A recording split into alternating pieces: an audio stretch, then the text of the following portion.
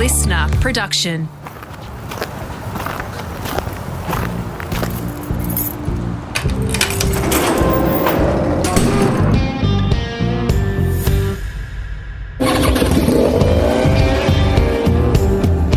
G'day, it's Rusty here, all set to click into gear for part 2 of my podcast with the voice of MotoGP, Nick Harris. If you've arrived here without taking part in Quali, part 1, you'll find that in the Rusty's Garage library. Worth giving that a listen before you go green here. From filing results and copy by phone or telex in the early days, his hero, the great Mike Hailwood, going to the famed Dutch TT as a fan at first and then going back years later to work on it, forming his own agency and working with big brands in motorsport alongside stars like Eddie Lawson and Wayne Gardner too. There is a good backstory there about Eddie joining the Rothmans Honda team. We begin part 2 by switching briefly to four wheels when Nick joined for quite a ride there too. One that would see him in the background as World Championships were won, and also on one of the darkest days of the sport too, when we lost one of the greats of all time. I don't know how you did it, but there was a period in time there where you were in Formula One and bikes were still involved as well. You, memorably, you were with Williams, obviously, from 94 onwards there with that connection with Rothmans too. But there was a period there where you were darting across both sports, weren't you? I was. I had got an amazing wife, Sheila, and an amazing daughter, Sophie, who had been born in 87 because I was never here. Rothmans, again, I can remember I'd been with Darryl Beattie at Donington, and he was doing a demonstration ride with a journalist from the Daily Mirror, and it had all gone well. I'd come back from Donington and the phone rang, and it was David Beck from Rothmans said, "We're putting out of motorcycle racing." It was a big shock for everybody, for Honda, for the sport and everything. And well, okay, I thought, what am I going to do here? And I thought a lot about it. And then a couple of months later, David rang up and said, "Would you come with us to Formula One?" I'll be honest with you, I thought about it for about 5 seconds, and I thought, this is an opportunity you really shouldn't miss for lots of reasons. Obviously, financial reasons, Formula One, but lots of other reasons to do it. And I went, and I had an absolute fantastic time for 6 years. Won 2 world titles with Damon Hill, who was a bike fanatic, and of course with Jacques Villeneuve. The death of Ayrton Senna, I was heavily absolutely at the head of all the immediate media stuff soon when it happened in Imola, which again taught me an awful lot about myself and about work, because it's without a doubt the biggest thing I have ever been involved in my life. What did it teach you, Nick? It taught me how you completely closed your mind to the tragedy and what had actually happened. You just get on with what you've got to do. Sadly, I had been involved before in motorcycle racing with these sort of incidents, but this was enormous. And you don't enjoy it, but you get a slight buzz that there's so much going on and you're so involved. And I remember, and I flew back from Imola on the Monday morning. I went to my office and all the newspapers were on the desk with the news, and suddenly it struck me what had actually happened. And I felt not ashamed, but I felt, I was on such a buzz, so involved. And it's only then I realised just what a terrible tragedy had occurred. You used the word buzz there, but I think that, and correct me if I'm wrong here, that is more about the fact that you have this a great example that you've given to other journalists, and that is in those difficult moments when tragedy does happen in our sport, it's very important that we get our job in their memory, etc. Dead right. Right, isn't it? That's a bit of what drove you there. It did. I'd had a great friend of mine was a guy called Mick Patrick, who lived in Oxford, who was a very good motorcycle racer. And I was doing the motocross then. He phoned up in the week and said, "I'm racing at Cabell Park. you're going to come along? And I said, sorry, Mick, look, I was so busy with motocross, I'm going to have a Sunday off. And I was in the pub playing darts, phone rang, it was my friend from Radio Oxford, Colin Fenton, who was like the archetype local journalist, knew everybody, knew every pub, knew everything that was going on. And he said, I got some terrible news, and Mick had been killed at Cabell Park. Okay. And I was absolutely shaky, really, really upset. And he said, well, you're coming into the studio now to do some stuff for the early morning news. I said, I'm certainly not. He said, you are. If you're going to pay proper respect and memory to your great friend, this is how you do it. And Colin really, really helped me. And I held that principle with Ayrton Senna, Marco Simoncelli, in the commentary I had to do from Malaysia. I've always kept that in my mind when I've had to relay terrible news or delay relaying terrible news when you knew what the news was, but you couldn't actually say at the time, just stalling all the time. And I've always thought of dear old Colin and what he said to me. And of course, he was 100% right. Right. I was at a friend's kind of man cave for a barbecue for the Bathurst 1000 here just last weekend. And in there, he's quite a fan of motorcycle racing, and he has this beautiful photo of Simoncelli doing a mono in black and white. And I've been to Sepang there in Malaysia and what have you, and the tribute and so on, Nick. He was an amazing rider that very sadly we didn't just get to see his full potential in MotoGP, did we? We were robbed of that, sadly, weren't we? We were, and I remember the race before Phillip Island, he finished on the podium, hadn't he? And I remember speaking to him, and he said, I'm going to win my first Grand Prix before the end of the season. I'm pushing on towards the World Championship. And, that wasn't to be in that first lap in Sepang. And then, what was it, an hour-long wait, 45 minutes wait, knowing what was happening, but having to keep broadcasting. But Dorna, the television side and everything were absolutely unbelievable. Everybody held it together. It gave him the tribute that he deserved. Agreed. You can write, you can commentate, you can do the lot. You've done a number of books. Firstly, as we get towards Baz here, among the first sort of big ones that you did, Fast Freddy with Peter Clifford on Freddie Spencer, didn't you? I did. I met. Funny, that Daytona trip was, I think, 81, and I'd met Freddie there as well. Freddie was riding for Honda America then, so Freddie and I became great friends. And so Freddie asked me to write the book in 85 after he'd done the double, the only rider still to win 250 and 500cc World Championships in one season. And you could not imagine anybody, talk about chalk and cheese, Wayne and Freddie.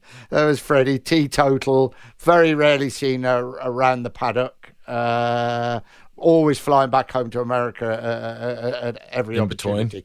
But what a great motorcycle racer. To win that 250 and 500cc championship in the same year was absolutely amazing. And I remember, I think we were in Italy, it might have been Imola, it might have been Monza, and he was standing on the podium with Eddie Lawson in the 500 race, and they're warming up Freddie's 250, the sweat's pouring off him. He just either won it or finished second in the 500 race, and Eddie just looked at him and he said, never me, you're crazy, he said. But he did it. You go back to the days before when the races were longer, but there weren't so many races. The likes of Halewood and Jim Redman and people did it, and they run. I think Redman and Halewood won 3 races in one afternoon at Assen in different occasions. So it was tough, very tough. But Freddie was somebody very, very special. Now, I've got a little something here. We're doing a podcast, so this is an audio medium, but I'm going to be able to, because I can see you, so I'm going to show you this. My mum and dad gave me a book as a young fella. I'm going to show it to you now. It's a profile book on Barry Sheene, and I think the bookmakers that did it back in the day did it on all sorts of sporting stars, Muhammad Ali and so on. And it's got It's got beautiful, sort of reasonable size print so a younger kid could read it. It's got drawings of Baz and more in there. In later life, when I got to work with him at Channel 10, he signed it for me and he said, Dear Greg, you're a very handsome man and don't think I haven't noticed. Sounds like Barry. Sounds like Barry. Sounds like Barry. Now, it is written by one Nick Harris. Golly, that was the first book. That was the first book, was it? Crazy. Yeah, it was. The first one I did. I think it was before the Freddie Spencer one. Yes, it was. Definitely before the Freddie Spencer one. Yeah. So tell us some Baz stories. Come on. I mean, that's a book aimed at young kids, which tells the story of a lad who worked hard, didn't have a lot of money growing up, came from a family that loved motorcycles and made it to world champion on more than one occasion and became a true household name in so many parts of the world. What was he like? What was your first? How did you first cross paths with him? Where did that happen? When you were a journalist, or it was when I was a journalist. I will never forget. I was at Motorcycle News, and the news editor Norrie White called me over. Laddie, he used to call me Laddie. You're going to Camel Park, and I want you to do the British Superbike report. I said, "Oh, okay, Norrie, I thought that'd be right." And he said, "I was going to, and don't forget the Barry Sheene column." I was like, "Oh." No. Yeah. So off I went to Camel Park, and Barry's motorhome was parked there. I walked past at least 10 times, backwards and forwards. Summoning up the courage. Yeah, I was summoning up the courage. I knocked the door, and Iris' mum opened the door. Stephanie was there. Said, "I'm the new man from Motorcycle News. Come on in, have a cup of tea and a biscuit." And we sat there. Then Barry arrived, and Stephanie said, "This is the new man from Motorcycle News, Barry. You look after him. Don't be nasty to him." She said, "I don't forget." Fantastic. I said, Nicholas, right, yes, okay. That was it. And I'll never forget. He said, "Hey, Nicholas," afterwards, he said, "Come back," he said, "we'll do the column. I'll just show you a few things." So I went back to the motor and he said, "Come with me." And we walked to the office of, I think it was Charlie Wilkinson was the boss of Cabell, and he was sat there. And everybody, the riders are treated so badly. They're all queued up to get their start money and prize money. Barry never queued up for anything in his life, ever. So straight to the front, and he's got this big ledger. He sat there and Barry sat there and he said, "Barry, right." He reached down, got an envelope, plucked it on the table, and that was it. Barry looked at me and winked, and off we went. Yeah. And amazing. When I left an hour later, Barry was still sat in his leathers, undone to his waist, signing a queue of 200-300 yards of people. Yeah, and he would put 10,000 people on a gate at a British meeting. So they paid him a lot of money, of course. I loved working with him, Nick. He was an unbelievable human being in so many ways. What in that period of getting to know him, because he was great rider, but great character too. And that was something that we yearned for in sport, particularly motorsport at that time. He helped change the face of motorcycle racing because of his character as much as his riding. Oh, yeah. I mean, he was the Valentino Rossi of the 70s. He put the sport in this country in a completely different place. From not even back page 327 to the front page, normally because of his antics and obviously what made Barry as well with his crashes. I mean, I don't think there's any doubt about that. It was an amazing guy. Barry knew how to play the field. He knew how to play me. And I accepted that because he gave me so much information and was such good fun. And to work when I came to the first race at Phillip Island, '89, and that was my first time I worked with Channel 9. And I was working with Barry, Alan Jones and Darrell Eastlake. It was like going back to flipping school, it was. They were horrendous to work with. They would tell the parking bloke, "Hey, this British guy's coming in a minute. He hasn't got the right passes. Don't let him in." That would be the first thing. Couldn't get in the circuit. Then the boss of Channel 9 was there, and it was a very important meeting was fixed that we were all going to be told what was expected of us. They told me the wrong times. Nicholas is always late. Yeah. All the time there was games going. It was such good fun working with Fun. them. And it was great. And the first television broadcast I ever did was for the BBC in Silverstone. It was a British Championship meeting. And I was so nervous. I had reams and notes all laid out and everything. Barry was going to be the pundit. Barry's, well, had just gone on air, no sign of Barry. Then he arrived, smoking away, smoke everywhere, papers all off the desk. Everything just fell apart, to be honest with you. I told Stephanie, he gave him such a telling off. Don't you, you'll work him in it. You keep the papers. You don't smoke in there. I never forget. Yeah, it was chaos. But of course, he just charmed everybody, didn't he? It didn't matter what was happening in the race. It was Barry, and his... as a character, unbelievable. I say he's put the sport in Britain. I think in the world. They were, I call them the Beckhams of the 70s, you know, David Agreed. and Victoria Beckham. So that's what they were. That's the sort of impact they had, certainly in this country. Wayne and Donna, I think, a little bit probably towards the end of the 80s in Australia, had that same sort of effect. But the crashes and Barry's bravery and were quite staggering. And I think some people try to copy Barry in Britain, all the flash stuff, everything else. But what a lot of people forgot, Barry was an absolutely brilliant motorcycle racer as well. He could back all this up with the way he rode a motorcycle. And that's exactly what he did. And a media darling as well. Now, there is a great book that people should get, Barry. It's been a bestseller for you, I know. The story of motorcycling legend Barry Sheene with Steve Parrish, his good buddy, who we've all worked with over time. They were like cheeky blood brothers, weren't they? And when I catch up with Stavros now, it is just like walking and talking with Baz again. And he's mad too, isn't he? Oh yeah, they were.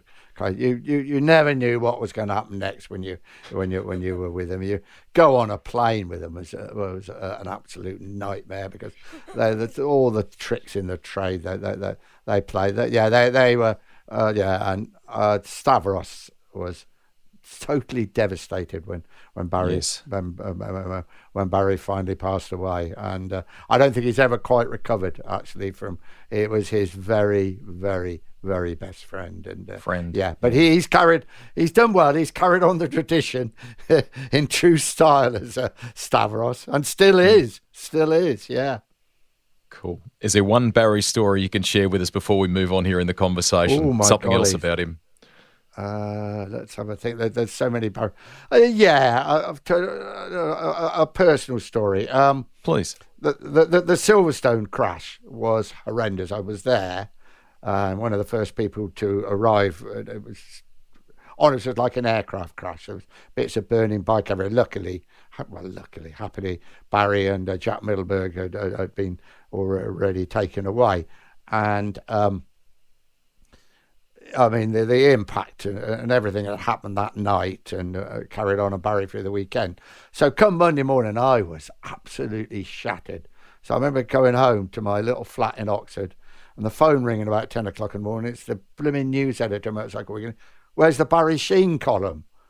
But there's been no column. Blooming better be. There's a big story. You want the Barry Sheene column? You got. So off I went to Northampton General Hospital. And the Fleet Street's finest were all camped out in the reception. Plastic cups with coffee, cigarettes, miserable as anything because they couldn't get there. So I went to reception and I said, I've come to see Barry Sheene. And they all sort of tittered.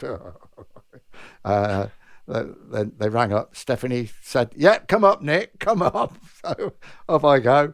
And there's Barry, and he's lying there with his legs in the air. He'd had the operation then with all the pins and everything. And he's lying there, and hey, hello, Nicholas. Yeah, oh yeah.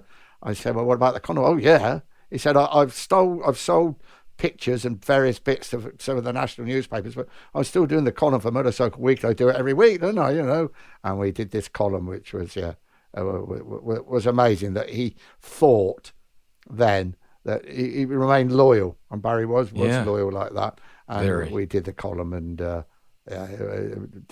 truly, it's staggering. Yeah, you did your own book, which I love. Never Say Never, the inside story of the Motorcycling World Championship. You said that was a little bit cathartic, Nick. It was good to kind of look back over all sorts of different aspects of your time. It was good for you, wasn't it?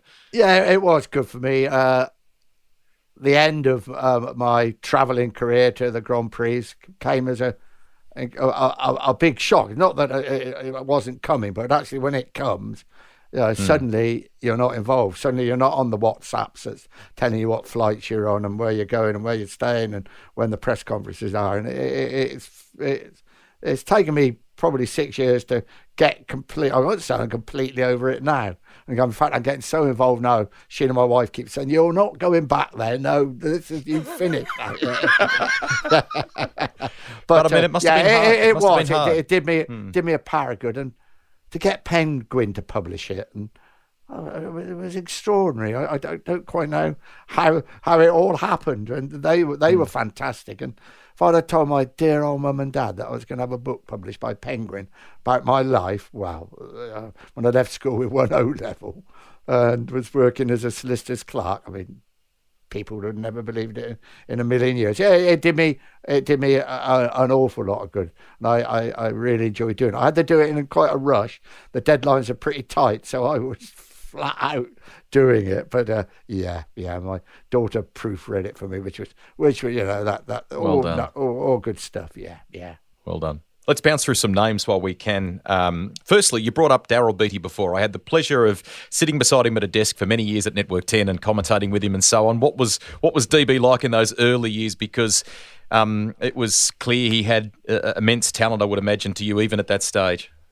Yeah, it was amazing, actually. It was 1993, and Daryl came into the Rothmans Honda team. I'd met him before, but we went to Bulgaria, was it? Bulgaria to a pre-season thing, I remember, with Daryl. And then we came to Phillip Island for testing. So we spent a week when he was surfing, doing all the different pictures, playing golf, and we had a fantastic week. It was really good. And for us to come to Phillip Island in January, you can imagine, from the English winter, was really, really great. I got great friends with Daryl, and a very, very good rider. Top class rider, and so close. I looked at his record the other week, but he was so close to actually winning that world title certainly for Suzuki and everything else. And very, very talented bloke. We became, and still, I haven't seen Daryl for a bit now. Very good friends. Yeah, good guy. We've mentioned JB, we've mentioned DB there in Daryl Beattie.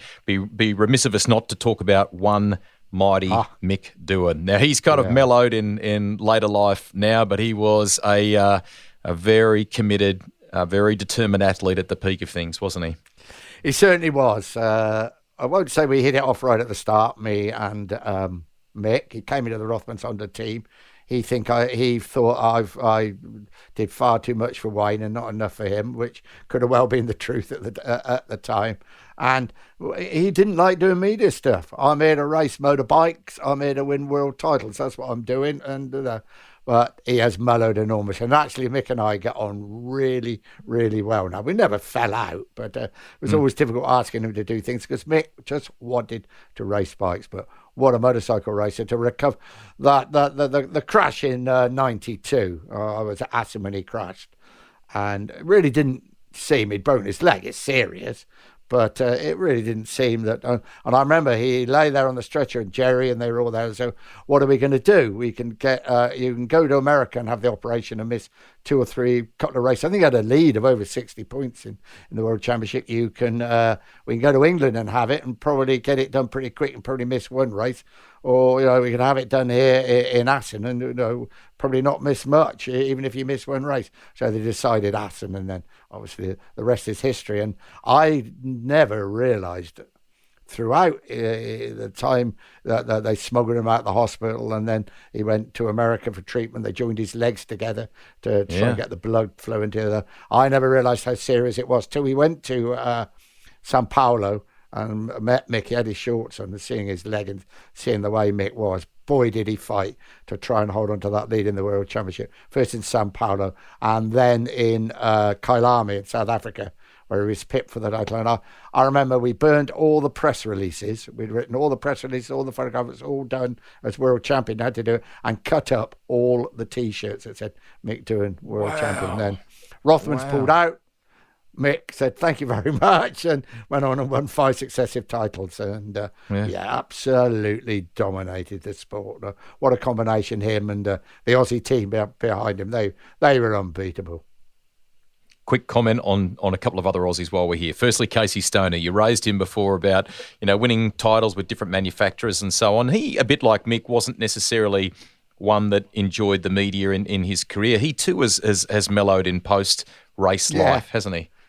I always got on really well with Casey right from the Same. word go. When he came and raced in the British Championship, he was good friends with Chaz Davis, who I was doing a lot for to promote the sport in Britain. So I always got on really well with Casey. Yeah, and he'd had motorcycle racing drummed into him since he was a very young lad, and I think it probably took its toll a little bit in the end. He wanted a rest. He wanted to see something else in life, which he found with his family and his farm and everything. I will never, ever forget the press conference in Le Mans when he announced his retirement.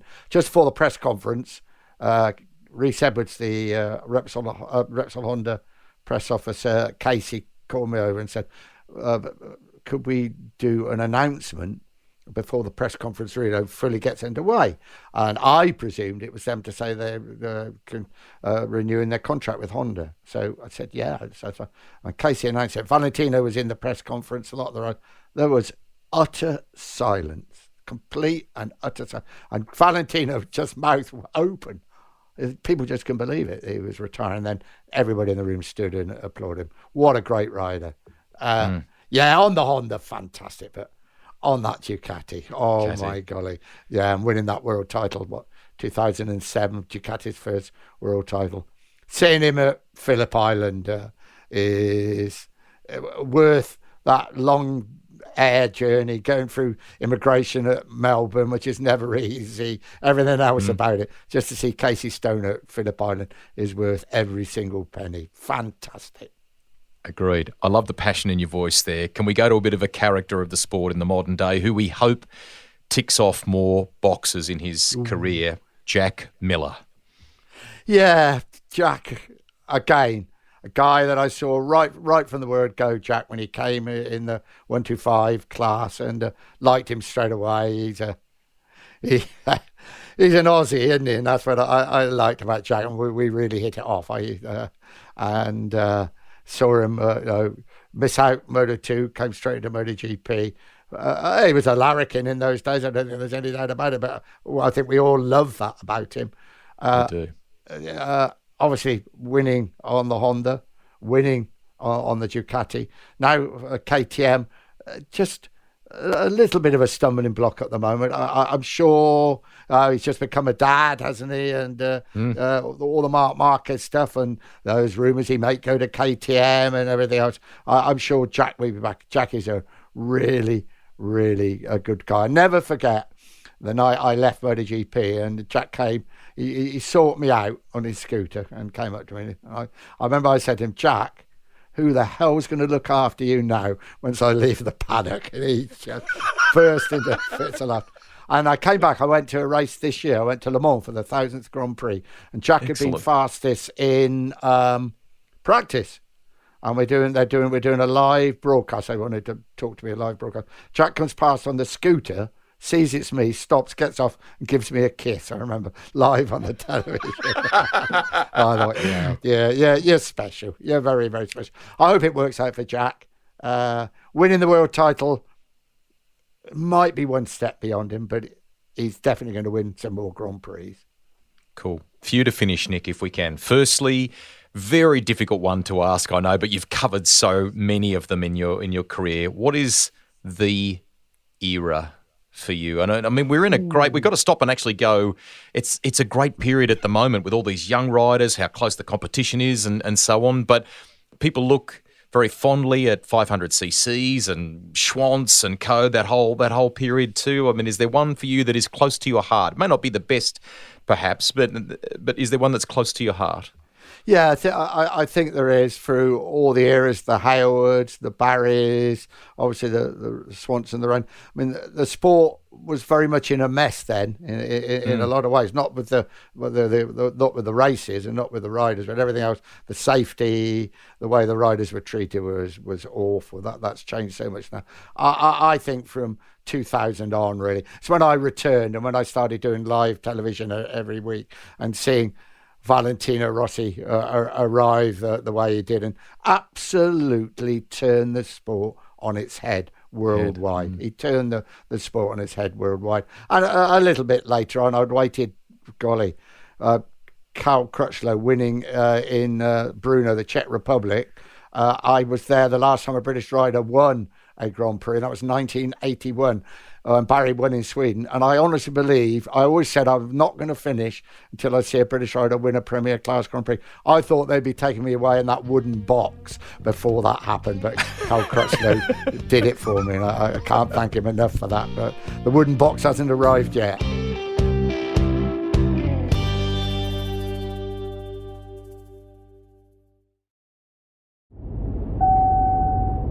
Rossi, Doohan, Gardner. One of the constants during their incredibly successful careers was Aussie crew chief Jeremy Burgess. JB was there during the pinnacle of the 500cc era and as the new 4-stroke MotoGP machines ushered in a new chapter. It was only at a test before the last race of the season in 2002 that we got fly-by-wire throttle with traction control, and Valentino came in and said, don't tell anybody about this. It's almost cheating. Rusty chatted with Jeremy not long after he retired from the sport. Enjoy 90 minutes of MotoGP insights from one of the most respected members of the paddock. You can find it in the Garage Library. Time for more with JB's mate Nick Harris. We've talked about the rider in Mike Hailwood, and we've talked about the losses, very sadly, that we've watched over time. Sadly, like Marco Simoncelli, you've talked about the difficulties around stopping commentary. But what I do love is that you're involved in all these other ways now, and it means that you don't have to always travel so much. So there's blogs, there's all sorts of things that you're doing that kind of keep a connection for you, and that's been a nice way to maybe wean you off all the massive travel each year. Yeah, this season has absolutely been amazing with the MotoGP Guru stuff, the blogs, which I really enjoy writing. Yeah, I know, I won't lie. I have to think how old I am. 76. Yeah, you're young for 76, let me tell you. Keep going anyway. and it becomes obvious, I think, that you can't, I don't think commentating every week from somebody of my age is really what modern day television companies and audiences even want. Two, just look, I've been talking to some of the guys before they're off on their travels recently, and some of them are away for 10 weeks. 10 Crazy. Weeks. 21 years old, dear old Jacques Abbiardi works at Dorna. His dad was a very good racer, but here he is. He was telling me, well, I'm going to 6 Grand Prix following the sport I absolutely adore. Love. And the 2 weeks I've got off, I'm going to Bali and Thailand. He said, I don't think you could do a lot better than that. But for a 76-year-old, that's probably not what it is. No, I think, you have to accept. It's accepting that the everyday involvement is over it's quite difficult for the brain to accept it.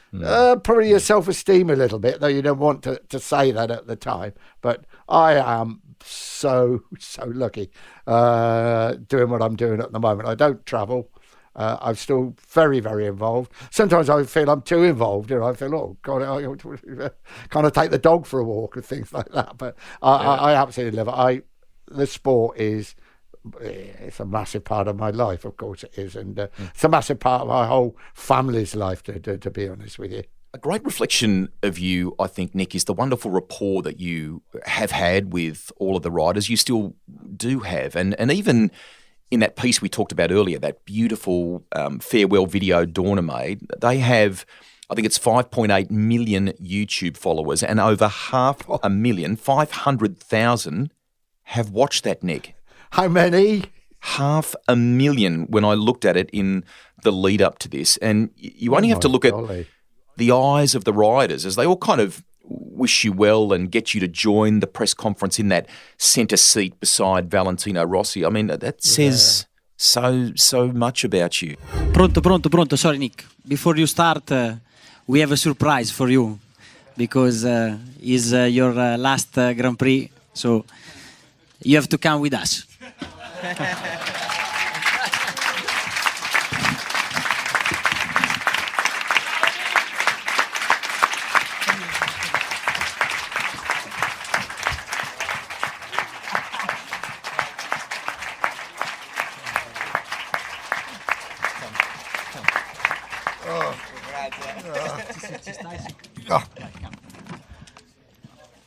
Look at the...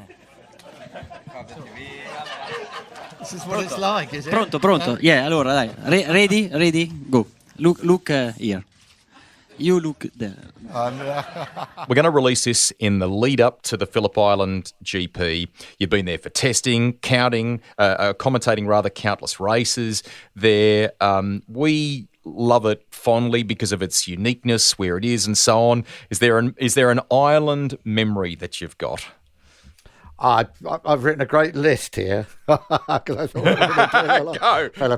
Yeah, I'll just do a couple. 1989, obviously, when the whole of Australia stopped when Wayne won that first Australian Grand Prix, was absolutely stunning. I thought the island was going to sink. There were so many people. They know we could get off. Yeah. It was just it was amazing and a very, very personal memory. 2002. So last time I met Barry and spoke to Barry, he arrived on his helicopter on his own. I walked down there to meet him and we had a big hug. And we both working there that weekend. And that was the last time I ever saw and spoke to Barry. He was gone five months later. Valentino Rossi celebrated, didn't he, the year after with that massive number 7 on the bed sheet from the hotel to celebrate his life. There's hundreds of memories I got of Phillip Island, but... walking down to meet Barry and that very, very first Grand Prix, I think, are the two that really stand out.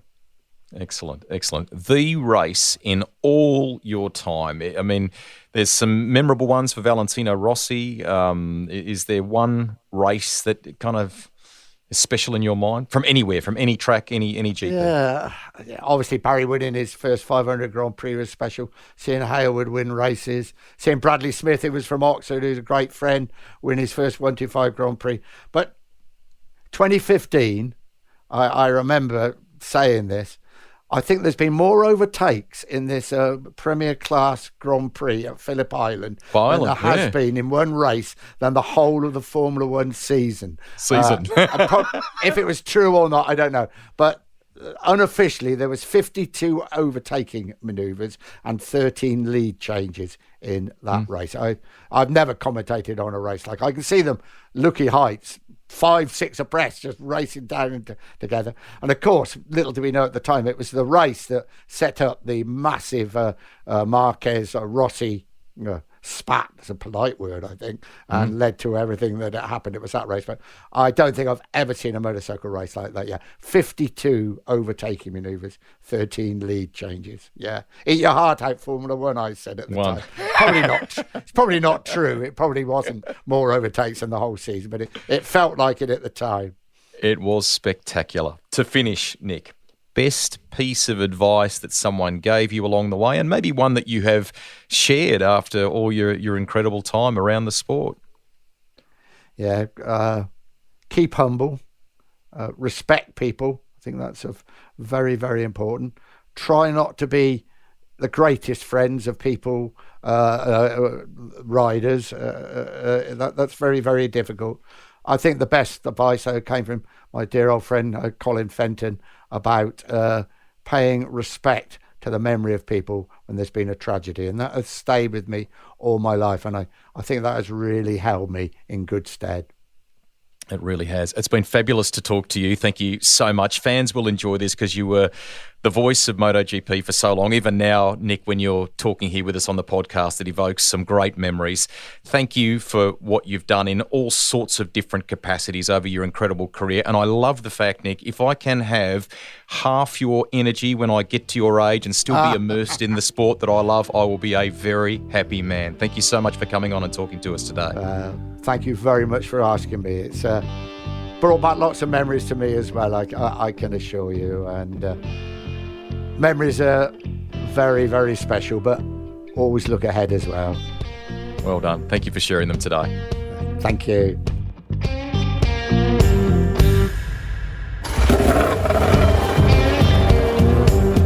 Garage is written and presented by me, Greg Rust. Series editor and producer is Thomas Dullard. Audio production by Link Kelly.